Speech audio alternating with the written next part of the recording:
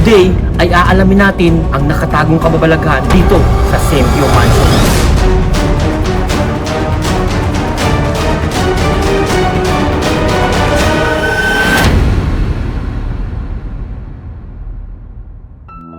Ito ang Sempio Mansion, isa sa kinakatakutang bahay dito sa San Miguel, Bulacan. Marami na ang nakapagpatunay sa mga misteryo at kababalaghan na nangyayari dito sa mansyon. Nang sumiklab ang ikalawang digmaan, ang bahay na ito ang isa sa naging kuta ng mga Hapon. At dito ay maraming mga Pilipino ang nakaranas ng kanilang kalupitan. At ang iba ay dito na binawian ng kanilang buhay. Wala na kaming sinayang na oras at sinimulan na namin ang pag-iimbestiga dito sa mansyon. At ang una naming ginamit ay ang Divine Rod ni Kuya Rick para malaman namin kung nasaan ang mga entity at mga negative energy na ginagalawan ng mga kaluluwa dito sa mansyon. Nakakaramdam na ako ng kilabot. May sabihin indication yan na Malapit na sila. Malapit na sila. Palabas na sila. Pagpasok pa lang namin sa taas ng bahay ng Sempio Mansion ay nakaramdam agad kami ng kilabot. Ibig sabihin lang nito ay nandito lang sila sa aming paligid. Kasi nga dito lang sila umiikot, so meaning nakahawakan talaga nila yung mga gamit. Kaya nagkakaroon po ng bakas ng negative energy dito. Ayun, mauupo sila dito. Yes. Meron akong napanood na na may nakunan siya dito. So, Na yung pag-stick na may nakunan siya. May nakaw. sige, tingnan natin mamaya. Kung meron tayong makukuha na mamaya. Sana huwag silang umalis. Yan pa. May mga bakas na negative energy. Uy, dami! Halos lahat ang upuan. Imagine lahat ang upuan, no? Hindi kinabutan ako. Grabe naman yan. So, ibig sabihin po na marami talagang bakas na negative energy. Yan, pareho nga tayo ulit kinabutan nga. Hindi kinabutan na ako. Ako upo sila ngayon dito. Yes. Ang daming bakas sa lahat ng upuan. Tingnan natin, yung ibang upuan, baka may upang nakaano. Yes. Ayun, no? Nakaupo sila dito. Parang gusto ko nang gamitin ng stick kung meron talaga mga kita. Okay. Yan. Tapos, wala naman dito. Balikan natin yung upuan. Yan. Meron talaga. Meron talaga. So, ibig sabihin, may mga nauupo. Nadidetect na ako, parang gusto ko nang gamitin. Sige, mamaya na lang. Tuloy pa tayo. Tuloy tayo sa ano. Yun. Umuupo talaga sila sa mga upuan. Yes. So, it means po na yung mga entity na yan. Tumatambay talaga sila dito. Sa upuan na yan. Ayun, no? Halos lahat, naka-egis talaga lahat. Oh! Grabe sa tapat talaga ng upuan. Yes. Oo. Ba't ganun ano? Grabe. Ba't lahat ng upuan? Lahat ng upuan talaga. So, ibig sabihin na nauupo. Mas madalas silang nakaupo talaga. Yan. Ayun, no? Pero ang nakikita ko dito, kinikilabutan. Grabe. Ang nakikita ko dito, based sa Sa observation. nakikita natin sa pattern niya, no? Yes. Hindi kami makapaniwala sa nadidetect ng Divine Rod ni Kuya Rick dahil halos lahat ng mga upuan dito sa taas ng mansyon ay merong mga negative energy kaming nadidetect at ayon kay Kuya Rick, ito ay ang mga kaluluwa ng mga unang tao na nakatira dito sa bahay. Ayun, halos lahat silang Ayun naman. negative energy. Ino mo, lapit ka rin sa... Ayun, no? Tapos lumayo ka, bumumuka. So guys, lahat, halos lahat. Pero pag sa lamesa, wala siya oh. Wala masyado. Oh, Dito ba? wala oh. Pero sa upuan, pag nilagay mo dito, ayun oh, yung upuan. Nako. Ayun oh. Uy. Sa pagkakataong ito ay napatunayan namin na nandito lang sila sa aming paligid na halos lahat ng upuan ay merong bakas ng kanilang negative energy. Kaya nagpasya kami na gamitin ang pendulum ni Kuya Rick para makausap namin ang mga entity dito sa aming paligid at malaman namin kung sino ang mga entity na kasama namin ngayong gabi. So guys, ngayon, gagamit si Kuya Rick ng pendulum. So yung pendulum, sasagot lang siya ng yes or no sa mga tanong na itatanong si Kuya Rick. So tara, samahan niyo kami sigurado. Bago kami magsimula ng pendulum ay nagorasyon ng si Kuya Rick. Pero bakit nga ba niya ginagawa ito bago siya magsimulang kausapin o tawagin ang mga entity? Kailangan ko muna mag-poder sa akin sarili kasi nga dadaan sila sa akin para makasagot sila. Okay. Kaya kailangan ko ng protection para sa akin sarili, kaya ako nag-orasyon. nagsimula na kaming kausapin ng mga entity. Ano kaya ang aming matutuklasan at sino kaya ang aming mga kausap sa pagkakataon ito? Hindi kami pumunta dito para makipag-away. Nandito kami upang mag-explore lamang dito sa inyong lugar at ipakita sa aming mga viewers na nag-exist kayo. Una naming tanong, Okay lang ba sa inyo na nandito kami ngayon? okay lang ba sa inyo na nandito kami ngayon? Sumagot po kayo eh. Yan. Yan po. Yan na. Wala pong hangin dito. Walang kahangin-hangin dito talaga. So yes, ang sagot nila. Yes. So yun, salamat. Salamat. Okay, ipahintuin nyo na po. Stop na. Ayan o. Pag sinasabi kong stop, humihinto talaga siya agad. Okay, pangalawang tanong. Mga kaluluwa ba kayo nandito? Mga kaluluwa ba kayo nandito? Pansin nyo, ang bilis na sumagot po. Ano? Yun. Yes. Sige. Paano nyo na po ng malakas? Mga kaluluwa ba kayo nandito ngayon? Yes. Yes. Yan, Yes, ang lakas sagot o. nila. Ang lakas. Stop. Tapos na ako magtanong, stop na. Okay, ibig sabihin, hindi kayo mga elemento o engkanto. Hindi kayo mga elemento o engkanto. No. Ayun o. Diba? Nakita No. nyo, oh. Oh, lakas. Hmm. Oh, kinikilabutan akong grabe. Yan. Sige, stop na. Maliwanag na kayo yung mga kaluluwa. Iikot po. Hmm. Sige, stop na, stop. Tanong ko, kayo ba yung mga nakaupo dito na nade-detect ng aming divining rod? Kayo ba yung mga entity o kaluluwa na nakaupo dito sa mga upuan? Yes. Sa kalagitnaan ng aming pakikipag-usap sa mga entity ay nakarinig si Kuya Rick ng yabag ng mga paa na parang naglalakad dito sa aming tabihan. Pakinggan niyong mabuti. Kung narinig nyo, comment down below. Kayo ba yung mga nakatira dito dati pa na pumanaw na? Kayo ba yung mga kaluluwang nakatira dito na pumanaw na? Kayo ba yung mga kaluluwang nakatira dito na pumanaw na? Ano yun? Parang may makbang. Nakagitana? Ayun, ano yun? Hangin lang? May gumagalaw siya? Hindi pa lang. Narinig nyo, di ba? Oo. Oh. Ba't parang may makbang? Nagilabutan din ako. Ayan o, lakas. Nakilabot ko nga eh. Oo nga din. Ngayon lang ako kinilabutan ng ganito. Nanginginig yung katawan ko. Okay. Kayo ba yung naglalakad ngayon dito na naramdaman namin?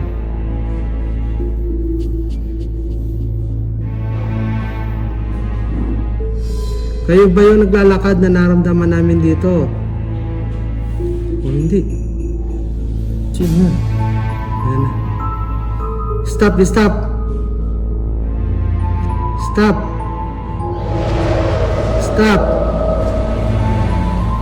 Pahintuin nyo.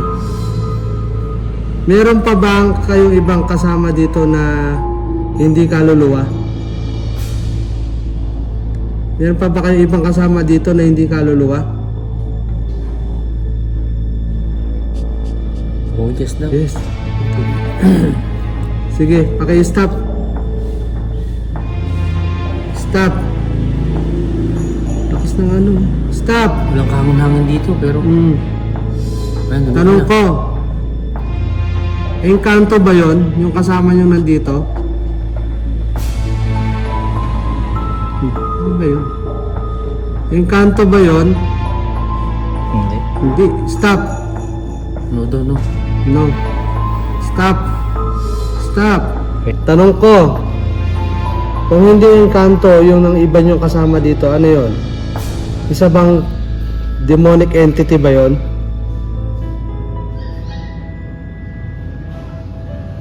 Yes. Yes daw. Demonic entity? Oh, lakas. Ayan ang lakas oh. Grabe. So, ibig sabihin yung lumalakad dito isang demonic entity. Yes. Yes daw. So, Stop. May tanong ako. Sige, sige. Kayo ba yung mga Hapon na dating nakatira dito?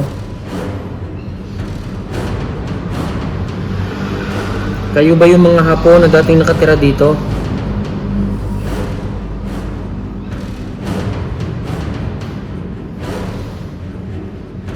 Hindi daw. No, no. Sino sila? Di ba, stop. Di ba tinanong natin sila? Sila daw yung dating mga nakatira dito. Oo, So, hindi yung Hapon. hindi sila Hapon. Eh, kayo ba yung mga Pilipino na nandito hanggang ngayon? Mga kaluluwa ng mga Pilipinong nakatira dito dati? Baka sila yung may-ari, tatay. Oh, yes. Sila nga. Yes daw. Oo, yes. Oh, lakas. Lakas, oh. Pilipino sila. Yes. Stop. Stop na. May tanong ako. Sino yung bumuhat sa isang natutulog dito na binangungot? Kayo ba may kagagawa nun? Kayo ba may kagagawa nun?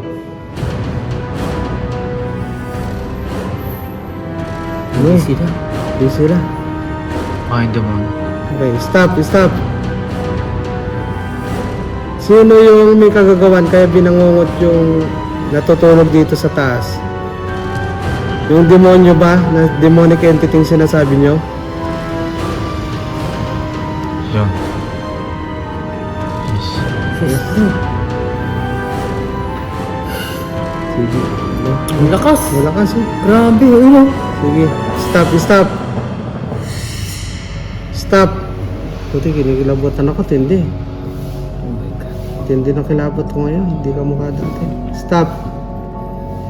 Okay, ito pa tanong ko.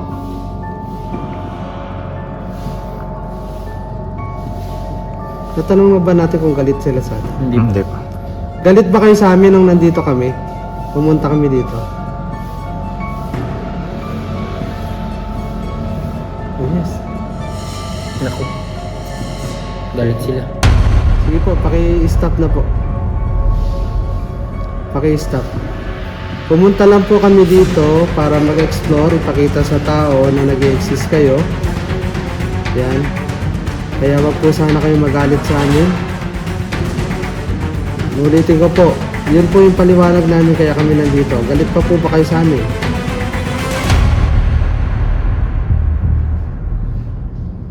Salamat po kung di na Salamat. po kayo galit Salamat sa amin. po. Thank you.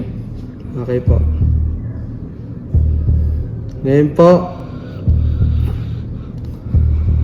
wag niyo na pong gambalain.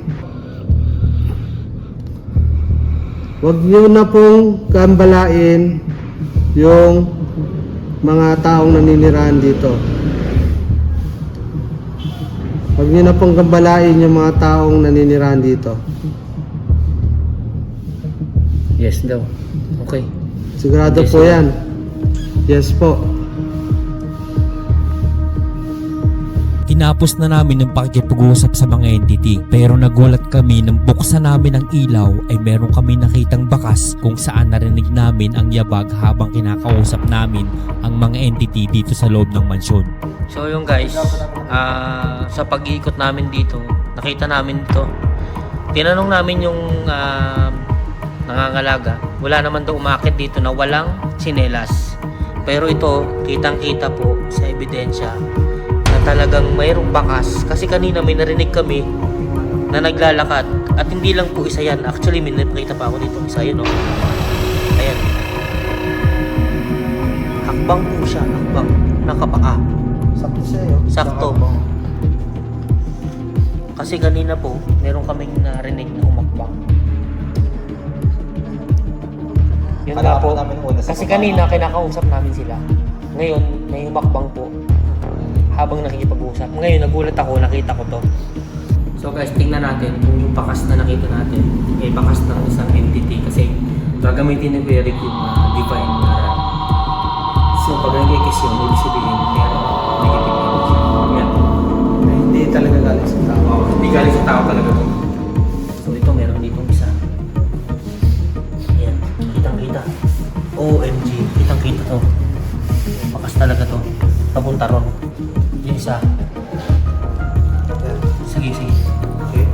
natin Tingnan i-divide. natin. Pero nag-detect ako dito kanina. Wala naman ako. Wala akong nadidetect dito kanina, puro sa upuan lang.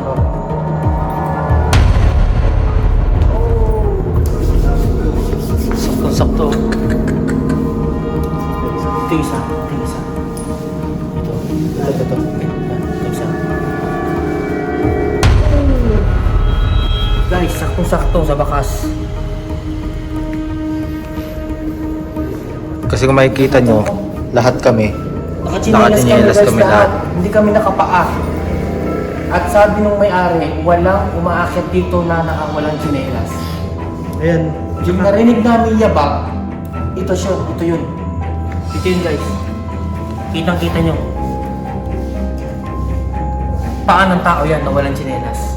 Kita nyo, meron kami mga tsinelas. At yung posibleng bumakat yung paa namin dito sa sahig. Lalakad namin, dapat nabura na po yan.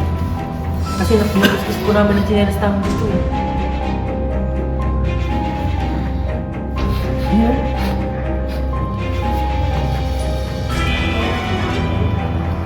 Tulog ko na tsinelas.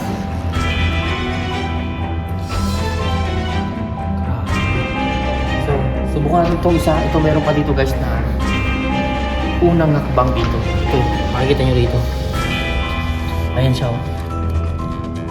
So, subukan natin ng Divine Reliquary kung may eke siya dito.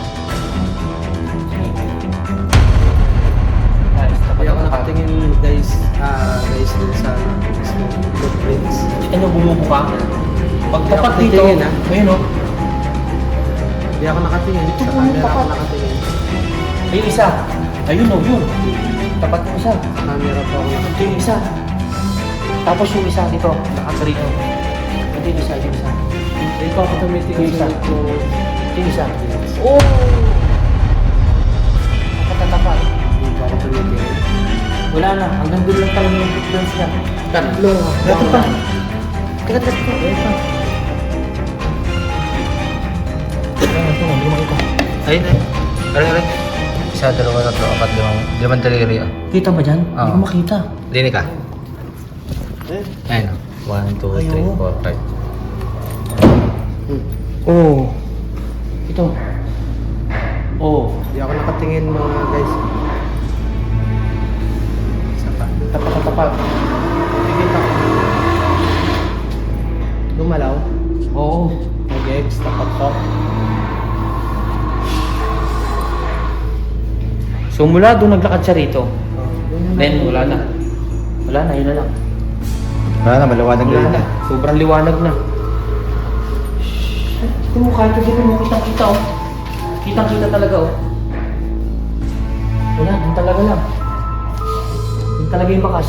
Kasi po kung talagang tao ang naglakad dito na basa ang paa, hanggang doon po yan, sigurado. Pero hanggang dito lang po nagmanifest. Doon galing. Baka yung pagkakaupo natin, umalis siya.